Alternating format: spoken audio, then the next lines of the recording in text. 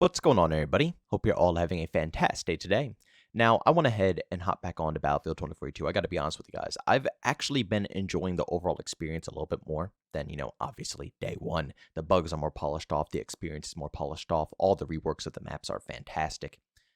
But once again, we're starting to run into the same exact situation that we ran into day one when it came to DICE and Battlefield 2042, and that's the lack of communication. Now, this could be potentially because they're coming back from vacation, winter break, obviously New Year's. There's a lot of holidays that are present during, the end months of the year going into January. So clearly they're probably coming back. They're probably trying to get their schedule set, get all their updates set, and, get things back into place, get the gears turning again. But the way that they approach these situations, it's just so off to me. I have to be real. Whenever I see a development team talking about their games, whether it's Call of Duty, Battlefield, Halo, for some reason, I always think the opposite. I don't know if they're not allowed to discuss certain things with the games, if they're being forced to hold themselves back.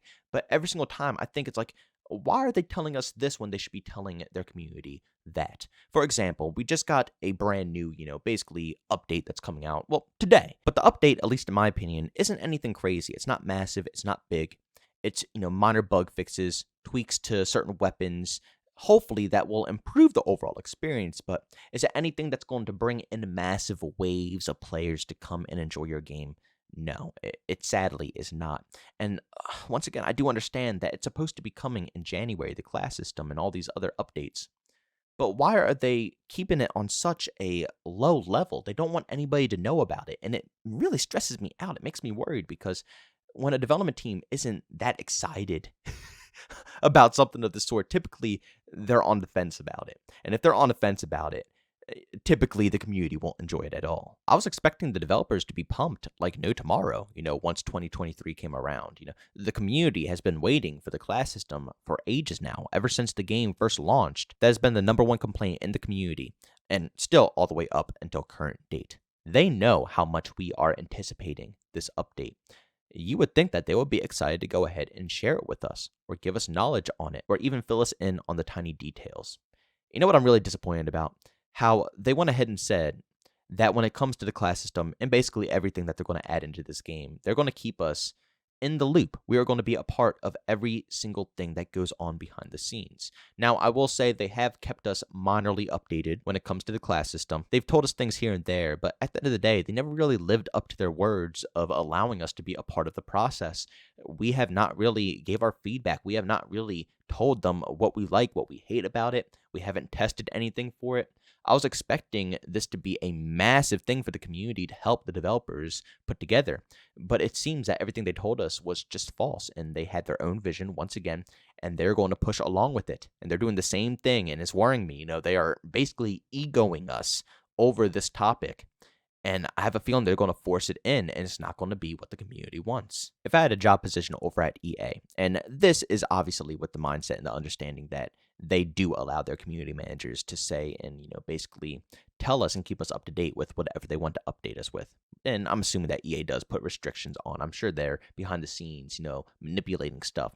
But we'll talk a little bit deeper about the stuff later in the commentary. At the end of the day, if I were in that position, the way that I would handle it going into the year of 2023 is just giving us a massive list of what to expect. Now, they have scattered lists here and there talking about, oh, well, you can expect this out of Season 3, out of Season 4, out of Season 5. Classes might be coming here, but I want more detail. You need to be able to lure your consumers back into the game. People are gone. People have dipped out of the cycle.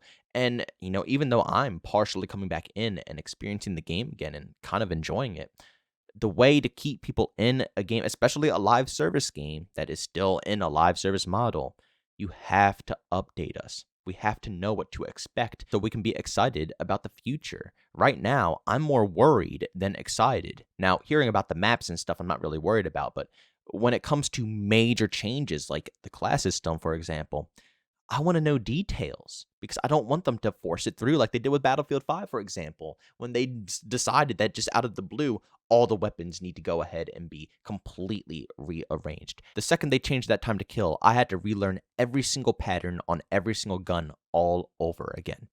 And that's not very fun. Now, for someone who plays a lot of hours, you'll get used to it. But for someone who doesn't play that much, and it takes a while for them to try out all the weapons in the game or try to adapt to certain things, to have them all completely rechecked and have to start from scratch again, it's going to be a nightmare, and they're going to leave the game.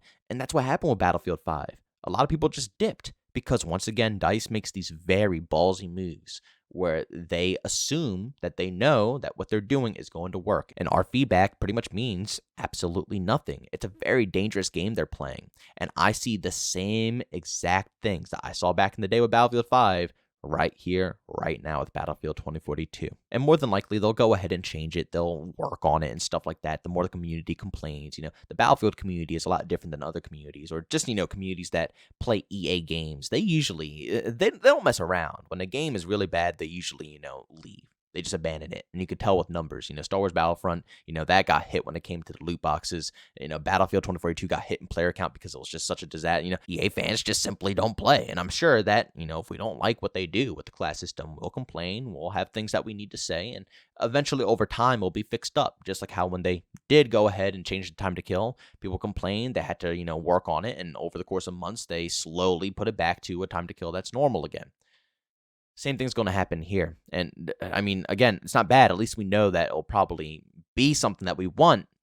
But I got to be real. I'm growing impatient with Battlefield 2042. And I know a lot of people are going to say just move on and go play something else then.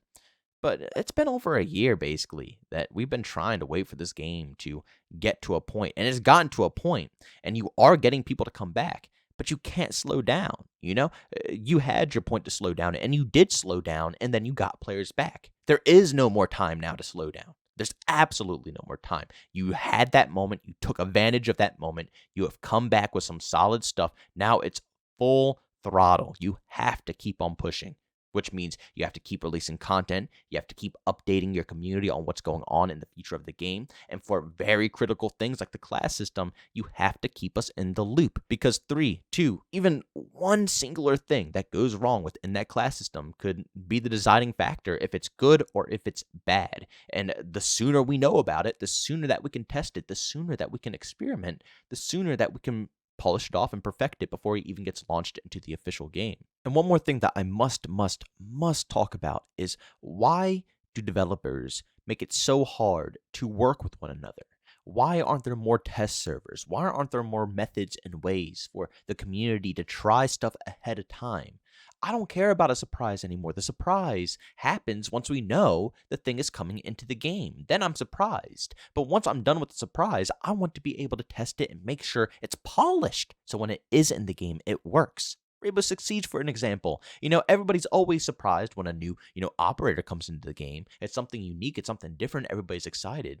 But it comes into the test service first. People can test the new operator before it's in the official game, which allows them to get feedback and to also work on it before they implement it, and then they implement it into the game. They don't hide it and wait, until last second when they announce it and then it's in the game. No, we know way ahead of time. We're still surprised. We're still excited. And then we get to test it and perfect it. Why does Call of Duty not do this? Why does Battlefield not do this? Why does nobody ever do this? This is the most effective way of being able to polish off your game. You only have so many developers, apparently, even though it seems like it's a lot of them. It seems like they still can't get a lot of products out without a bunch of bugs and glitches. Why not get your community to assist you as well? You don't have to take all the feedback, but there are people out there who will really work with you, who will give you a lot of their time and effort to polish off certain things. And a lot of these developers and publishers are wasting that potential. Imagine if this class system, once they announced they were going to go ahead and do that, we had a test server where we can mess around with it. We're already surprised enough. We know it's coming in the game. We're already shocked. So let us test it now. Let us perfect it now. Let us actually make it good for the overall game before you go and, just release it into the cycle. But ladies and gentlemen, do me a massive favor. Go down in the comment section and leave your opinions down below. Do you think DICE is, talking, communicating with us enough, or do you agree with me? Do you think they're holding back? They got a bunch of people back into the game. The game was literally on its deathbed. They get a small, resurgence of people, but they need to be able to keep them and keep them cycling through in order to increase the population and the player count. Because Battlefield 2042 is already not enough of a popular game to get that player count. All the OG fans don't even want to touch it. They're going to wait for either the next one or they already left the franchise as a whole. If you want people to actually stick with the game, you have to make sure that people who, are coming back, who are giving you another shot, you have to make sure they stay in the loop and you allow them to assist you with the game. Because honestly, those individuals probably care just as much, if not more, than you guys as well about the franchise. But ladies and gentlemen, thanks so much for checking out this video. If you enjoyed it, make sure to leave a like button. If you hated it, leave a dislike. Also, if you're brand new, enjoy the content, don't forget to subscribe and hit that notification button. Also, want to chat with me, there's we do so, Twitter and Discord, both link down in the description. And also want to catch me live streams of video games over on Twitch, that's in the description as well. Guys, thanks so much for tuning in. See you on the next one. Peace out.